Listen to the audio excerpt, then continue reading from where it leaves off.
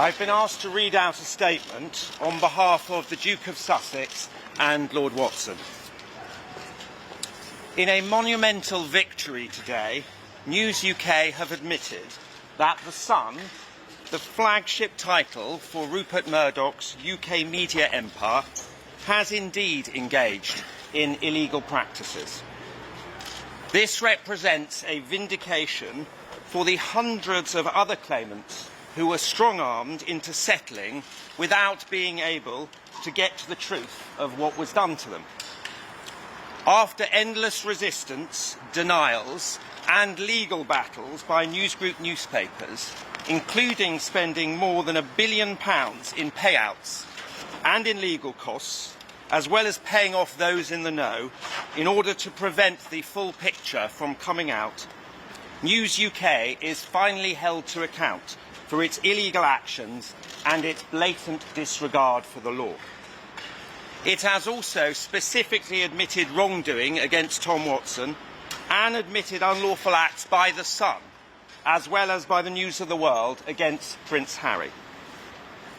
The truth that has now been exposed is that newsgroup newspapers unlawfully engaged more than 100 private investigators over at least 16 years on more than 35,000 occasions.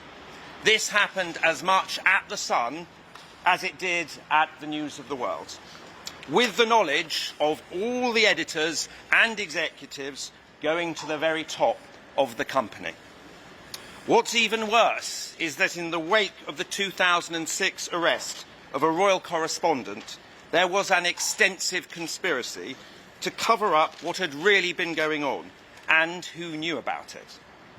Senior executives deliberately obstructed justice by deleting over 30 million emails, destroying backup tapes, and making false denials, all in the face of an ongoing police investigation.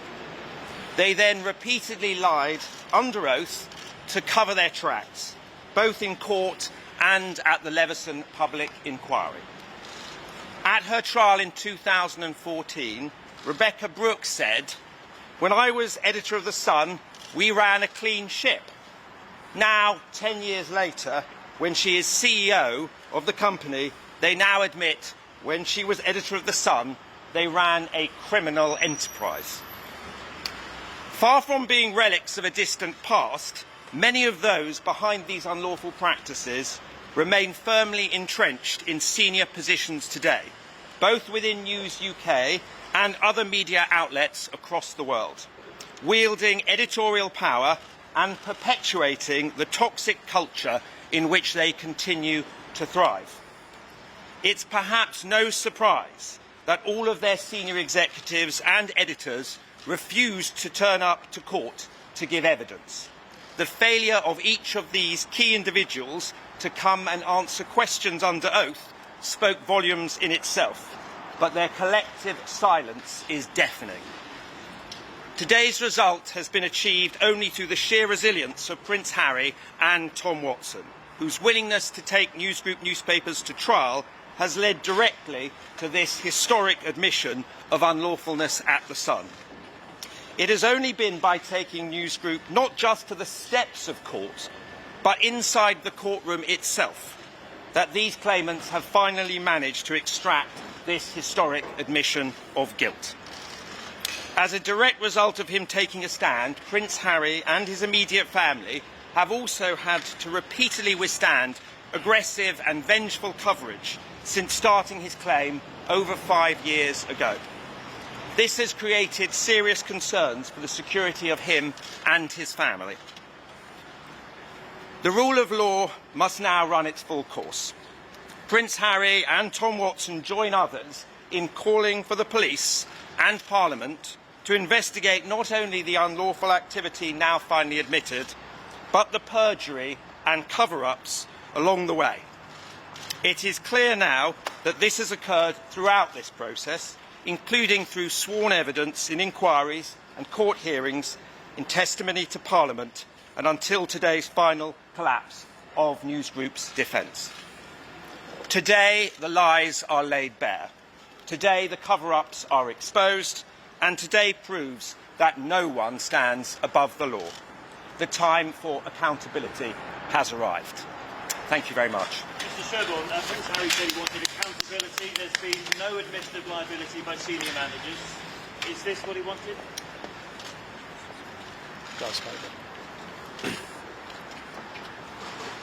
Like every other person persecuted by newsgroup newspapers, I wish they had left my family alone. But what happened, happened. Today, I'm glad they have finally accepted responsibility. I'm glad they've apologised and acknowledged the direct harm caused by years of unlawful surveillance by their journalists and their army of private investigators, not just to my family, but to Prince Harry and his. As the formidable Mr. Sherborne and my diligent solicitor, Ellen Gallagher, and her impressive team of lawyers at Hamlins have showed, in over 1,300 civil cases, these unlawful practices were not isolated incidents. They were industrial in scale and central to the modus operandi of newsgroup newspapers as a whole. I once said that the big beasts of the tabloid jungle have no predators. I was wrong. They have Prince Harry. His bravery and astonishing courage have brought accountability to a part of the media world that thought it was untouchable. I am sure I speak on behalf of the thousands of victims when I say we are grateful to him for his unwavering support and his determination under extraordinary pressure.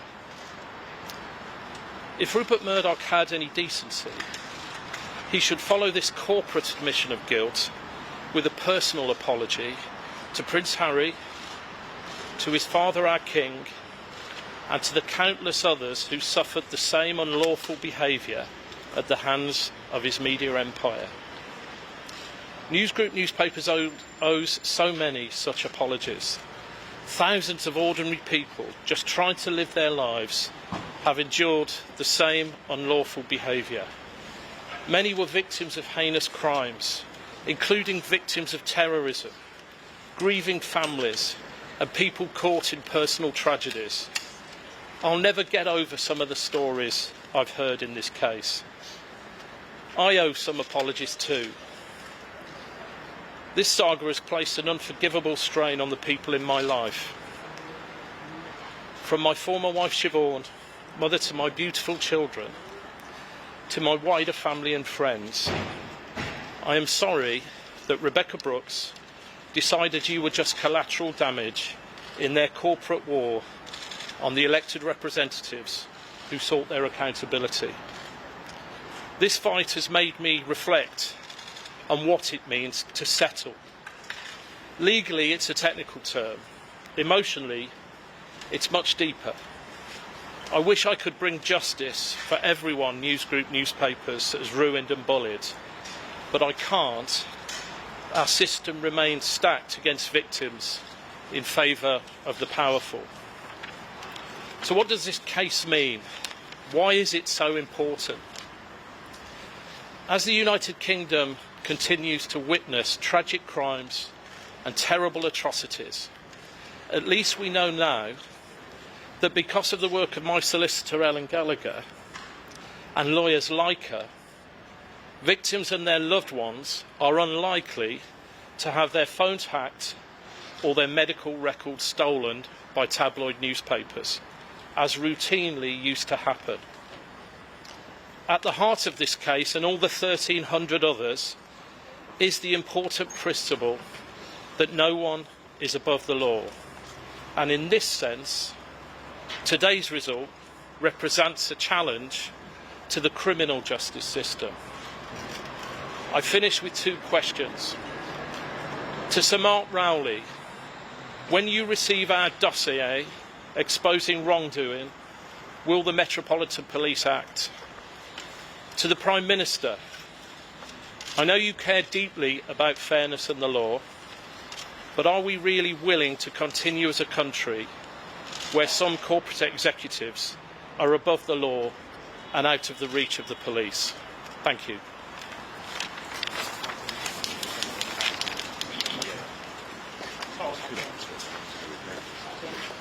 Just on operational matters, if you want hard copies of the statement that David Sherborne read, then I've got some here, and my colleague